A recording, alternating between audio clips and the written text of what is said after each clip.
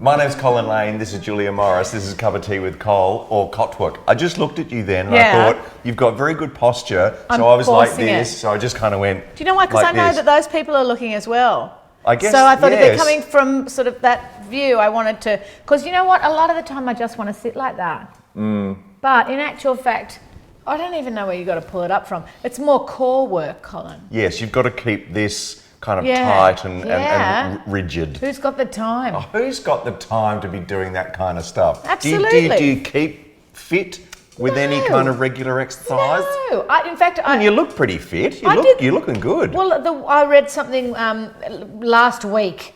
I was doing some wireless. Yes. And there was a study that said it's 85% food, and then the rest of the percentage 15. is 15. Yes. Is working out. I always used to think it was 95% food and 5% working out, and that 5% tightens up what you might have lost if you've lost weight.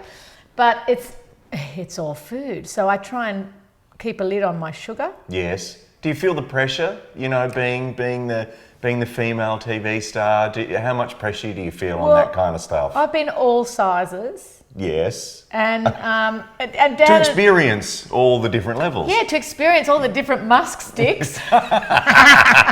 Yes. And Dan and I were only talking about it recently because I was like, I don't know, I'm a bit beefy, as you get older and whatever, And I know I'm slimmer now than I have been in many, many years. But Dan was saying people don't like you because you're slim. People like you for what comes out of the front of your head. It sort of doesn't have a lot to do with whether you're thin or not. And there's other people who are super thin. And also there's the thing when if you're too thin, you've then got, start to look a bit drawn. Well, that's right. If you go too far, I mean, my wife says you've got to look after your ass or your face. That's one or the other. You've got to make that decision because if you lose too much weight, it just kind of puts on a couple of years as well. It definitely does. Not that image is important. No. But it's something that you have to think about. Well, when I was in Los Angeles, the drama school principal, she had said to me she couldn't work out why in the first pilot season I hadn't booked anything. She said, it doesn't make sense to me, because it's certainly not your talent. So the only thing that I can think of, and it's very LA, and I'm not saying this is how it should be, but I think you're probably carrying too much weight. She said you either need to put on some or you need to take off some. And she was, it sounds so harsh when you say it out loud because no one's allowed to say anything about anyone out loud anymore. Yes. Anything.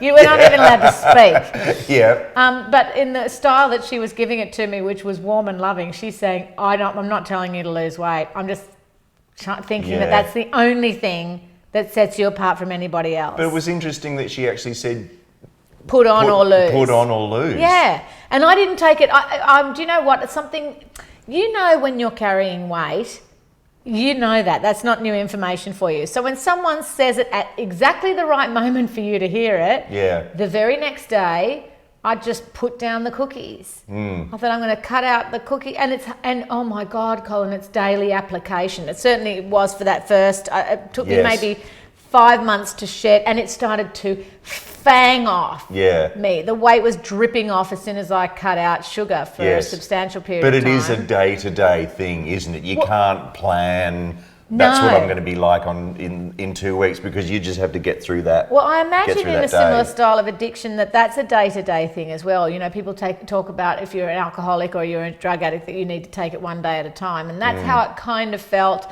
Because every single meal is a new temptation where you physically have to say no thank you when you don't want to. Yes. I'm so in love with sugar. Yes. And now I come and go. So I'll have a good, say month off it, and then I'll just be like, the caramel slice is calling me so loudly. I can't. Yeah. I can't continue to.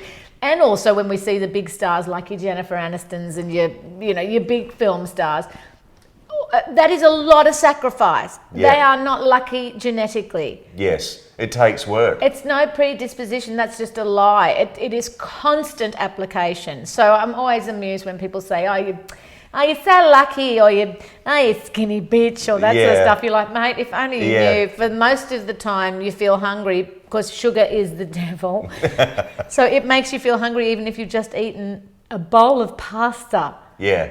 It's insane. And then Yes. all of a sudden you cross this threshold after about 7 weeks where you break through to the other side and you don't feel starving all day, every day anymore. It takes 7 weeks. Yeah.